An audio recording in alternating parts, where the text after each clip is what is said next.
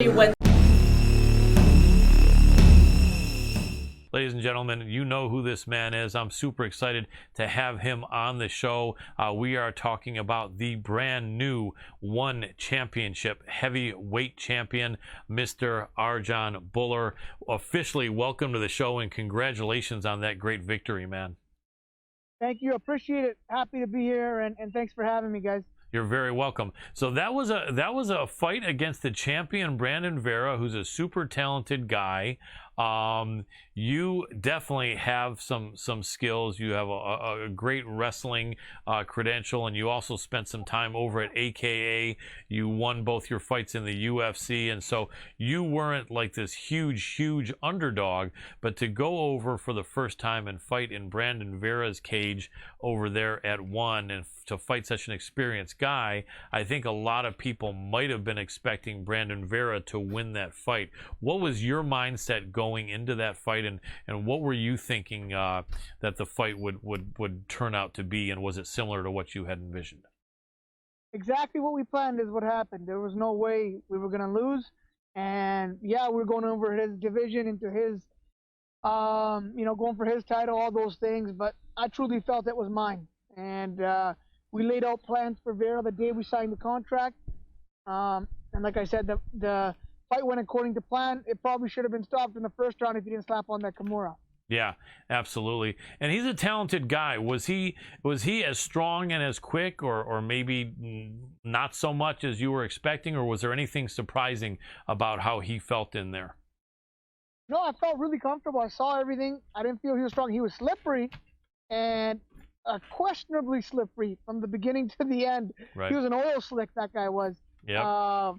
But in terms of strength and speed and all that technique, I seen everything, and we were completely comfortable. I was well trained for the fight. Fantastic. Now, correct me if I'm wrong, but I would think you are the very first heavyweight champion of any major MMA organization with heritage from the Indie Pac subcontinent. Correct. How does that feel? That must be a really good feeling to carry that. Absolutely. It's a great honor. It'll be a part of the history forever and ever. It's a part of my legacy. It means a great deal to me and my family. So a great honor and a great responsibility moving forward, carrying that torch.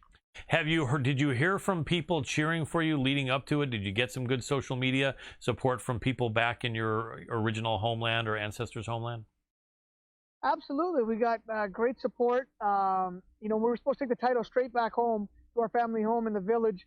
But obviously, India has been devastated by COVID, and it's not a good time to get out there. But we've had great support. They had a whole party there, and just around the world, not just India. Indians all over the world have been celebrating the victory. Absolutely. Were you born there? Did you spend much time at all in India, or was it all Canada and it's just your background from there? I was born in Canada. My parents came over from India, but I've been going back every year. Every single year we've been going back. We have our family home there. We still have family. I love it, especially because of my wrestling connection, all of that. So I love going back, and I can't wait to go again. Absolutely. And there are some great fighters from there. I think their big organization over there is like the Super Fight League or something like that, isn't it? They got Super Fight League. They got Brave. Brave operates out of there as well. And those are probably the two leading ones in the country. And I know that One will probably look at talent from there as well. Do you think that this might help One maybe bring in some more talent from that part of the world, and maybe your presence as well? Or do you know any really good fighters that you're connected with from India or around there that you think might have the chops for One championship? I know great wrestlers that come from my background, and I think they would make great fighters, to be quite honest with you.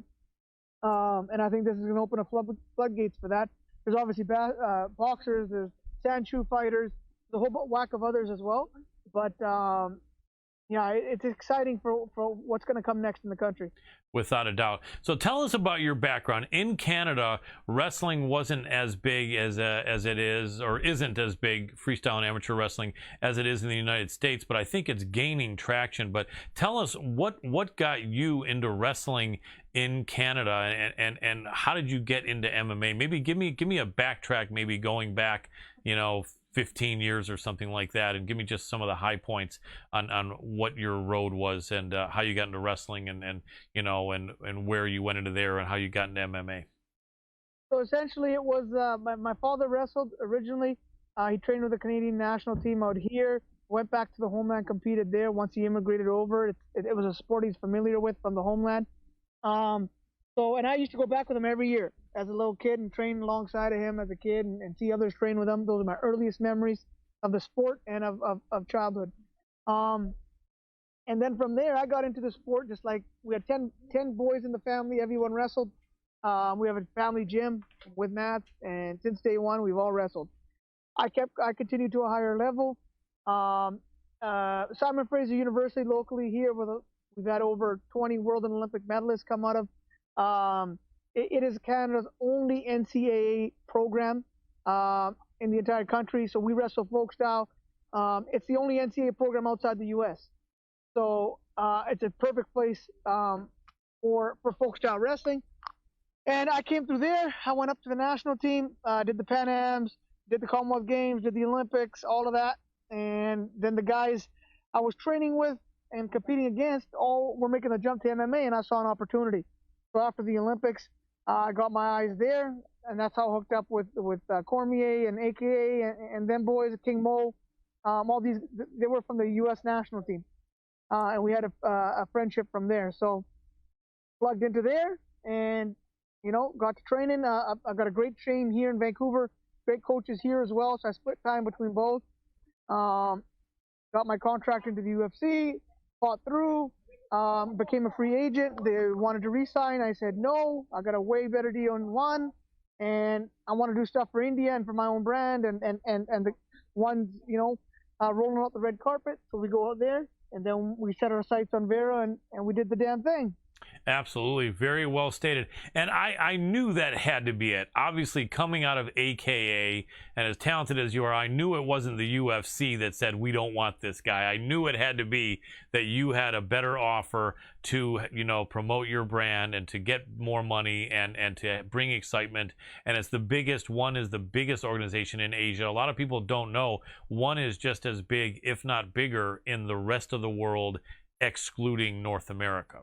It's a huge organization, right? It has a ton of amazing athletes. And so it makes sense that you did that. And, I definitely think that it was a good call. I know that as people see how good you are, there's going to be a bunch of people saying, man, I wish Arjan could come in and beat some of these guys in the UFC, which I'm sure you could, but you never know what happens down the line. But the bottom line is you proved yourself and you made a great call. Funny thing really quick, I've been watching this sport for many years, training on and off. I never competed professionally, and I never had any amateur career anywhere near yours, but I always competed in school in jiu-jitsu and in striking on a low level, so I've always been a huge fan. I remember back in the early days, I was really young, when it was the early UFCs, and I think it was like 1996, there was a Canadian, Dave Beneteau.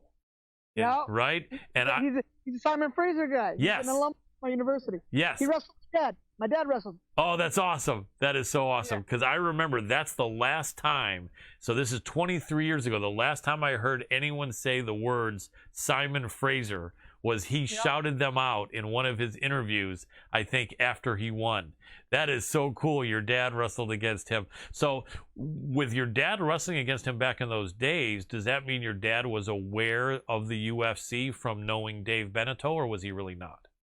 He knew he was a tough guy. He knew he did something, outside of wrestling. He never really understood the concept of what it was. Right. He knew professional wrestling, WWF, back then. Right. And that was sort of it. He knew Dave was a tough SOB, and he liked training against him and competing against him and all that. And that was the extent of what he knew about the sport back then. Interesting. So as you were wrestling and MMA started becoming more prominent, did you kind of become aware of it and more focused on it as well as your dad, or was it just you and your dad still didn't pay much attention to it? Just me. I seen it. He still doesn't want me to do it. Oh, man. Yeah, I was going to ask that. Options, but obviously he's happy I'm healthy and I've won, and they've been supportive. So absolutely. Definitely. And you're with a great team. Sorry to interrupt you, Arjan. And then over at AKA, what did you spend? 3, 4, 5 years there? 6 years? I've been there for a while. I was there for DC Jones 1. That's when the first time I ever walked into the gym there. Nice. For that camp. So. Nice. DC shouted you out, I know, I think it was on a UFC broadcast, either during it or after. I forget where it was. And that's great respect. That shows that he was willing to do that. You and him must have had some interesting scrambles, man. Anything notable? Definitely some hard times, huh? Yeah, we got some wars, man. I made sure, when I got in, I was green. He used to rough me up real good, but then near the end here, I tried to get my licks in before he walked out. So nice. That's for obviously only in the gym, but we've had some great sessions. Absolutely, and iron sharpens iron, and I know he's about 5, 6, 7 years older than you. So it's definitely, you probably picked up. I'm sure he learned something from you, but you probably learned some good stuff from him also, I imagine. Oh yeah, he's a senior. He's a captain of the team. He's a captain of the Olympic team before that. So you just follow his lead, man, and get to work. That's the best way to do it. Absolutely. Well, this is awesome that you won that fight. Now, you made a call out afterward, and forgive me, but some people that are big in WWE, I'm not that familiar with. But I know there's someone who does a lot of talk. I don't know if this guy's from your background or who this is, but can you remind me who it is that you kind of mentioned you might be down for in the WWE, I think? A guy named Bobby Lashley, Bellator fighter, ATT trained. That's the guy I want. Coker won't let me get my hands on him in the cage. Well, I'll get my hands on him in the squared circle. We'll do it that way. I love it. And so that is something you'd be open to. Now, it's not my business for you to disclose your contract if you don't want to, but I think one tends to be more flexible than UFC. Is that something we could see you doing soon, or would it have to be when you're completely done with one championship as far as WWE? I want to do both. And we're in talks at the highest levels. Between one and us, I got great management, CAA management, yes. CAA Sports, and WWE and AEW, everyone. Fantastic. That's amazing. So your dad, he doesn't even want you to be doing this, and it makes sense because it could be a dangerous sport, although he has to know the skill set that you possess is really important. Do you see him coming around at all since you're winning? Obviously, he's cheering for you, but you think there's going to be a time where he's going to say, okay, this is awesome? Or do you think he's always going to say, I wish you're not doing it? Nah, this is awesome and good enough. I love it. But yeah, it's just the health thing, right? That's all, and he wants to make sure his boy's okay. But every time we win, he loves to compete and he loves to win. So it's a double-edged sword. Makes sense. How many brothers do you have in that big family that you have? So I've got one older brother, but we all live together. I got 10 first cousins that are all boys, and we've been training together since we were little babies. That's amazing. Are any of them thinking about an MMA career? Not so much more than the next generation now, because I'm the second, third youngest. Okay. So if it was sooner, yes, but I got a cousin that's 6 months older. He's taking a fight. He's taking one fight. He's taking a second one in a couple weeks here. But the next generation is the one that's going to be probably deeper into it. Fantastic. And so you're still training when you're in the States and when you can get to Northern California at AKA, but you got something good in Vancouver as well. Is it a school that is that the gym that your family owns, or who do you train with over there in Vancouver? Yeah, we got John C. Kickboxing, so second generation family, great kickboxing family. Josh Johnson's in glory. He's fought Petrosyan and Sidachai multiple times for the title. He's up again for the title. They're the kickboxing generals. I got Adam Ryan, jiu-jitsu and head MMA coach. He's been around since the bare knuckle days. Beat guys like Ivan Salivary, been in there with Chael Sonnen. Mm-hmm. He's an OG of the Pacific Northwest. And then we got our wrestling club. Then we put it all together. Absolutely. I remember I actually watched Ivan Salivary fight in the UFC. I remember he put on that body lock and then he got on top of Tony Strickland and tapped him just because of the pressure on the lower back. And that was something. You don't see that often. It's also possible that Strickland had some back issues. We lost a connection. Adam, and now Adam has, there we go. Arjan, can you hear me? Can you hear me, brother? Yeah. We lost you for a second. Excellent. But yeah, I remember Ivan Salivary was a very good jiu-jitsu guy. Speaking of which, wrestling comes natural to you, obviously. What do you enjoy most, or what would you say you're better at of the two other skill sets, striking or jiu-jitsu? It's a toss-up. Obviously, jiu-jitsu is a cousin of wrestling, so I feel comfortable there. but I love striking. It's brand new, and I think I'm good at it. So it's a toss-up. Absolutely. I think you definitely looked improved over your last appearance, and you never looked bad, but you looked even more comfortable with the striking. I think something that Brandon Vera may not have expected, because you looked like you were just standing there focused, man. You were kind of like a torpedo. You had the threat of the takedown. You were the younger, fresher man. You were the stronger man, and I think that a lot of people just didn't know that or expect that, including Brandon Vera, and so that was impressive. Yeah, no, you looked like you weren't going to be denied there. How important was it to you to win that fight? Everything went into it. We were not going to be denied. Simple as that. We were focused. Before, when I started, it was I'm a wrestler. Then it was, hey, he's got some hands. And I wanted to make sure everyone sees that we got multiple ways to win. That's what a world champion does and is. I wanted to be a complete martial artist, and I think we showed that. Absolutely. What weight do you like to come in at fights? And do you have any intent or desire to change that weight, or is it comfortable for you? I came in light for this one because it was a 5-rounder. I was 235, 236. Generally, for 3-round fights, I've been about 241, 242. So we're good. We're good around that area. What weight did you compete at in the Olympics and prior in wrestling? I was usually 255, 260. Okay, so you've always been at this weight class, and when you because the Olympics was what year? Was it 10 years ago? 2012. 2012. All right, yeah, 9 years ago. When someone competes at a weight heavier, 9 years younger, some people wonder, man, is he going to be able to get lighter than that? But it sounds like you were able to, especially for 5 rounds, and it wasn't that uncomfortable or that hard, or was it? No, man, we put in the work. Simple as that. That's the weight we wanted to come in at. And it showed. I could have gone 5 rounds all day. Makes sense. Anybody else in the in one championship that you have your eyes on? Who do you think might present a good challenge to you? Let's see how things shake out. I called out Kung Ji-won. He's had a couple of nice victories. He's got some momentum. Let's see. I'm excited to see. We're going to talk to Chatri in one and see what the next steps are. Absolutely. How is it to deal with Chatri? I hear he's a really good guy. Yeah, he's been great with us. No complaints. Solid leader. Man of the fighters.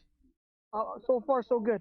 Yeah, and so I won't keep you much longer, just a few more minutes, because I know you're there with your family, but let me ask a couple questions people want to know. Any chance of any one championship fighting in India, and how big would that be for you if they would? It'd be massive. This event like this, one Dungle, you get an all-India team. If that happened in India, forget about it.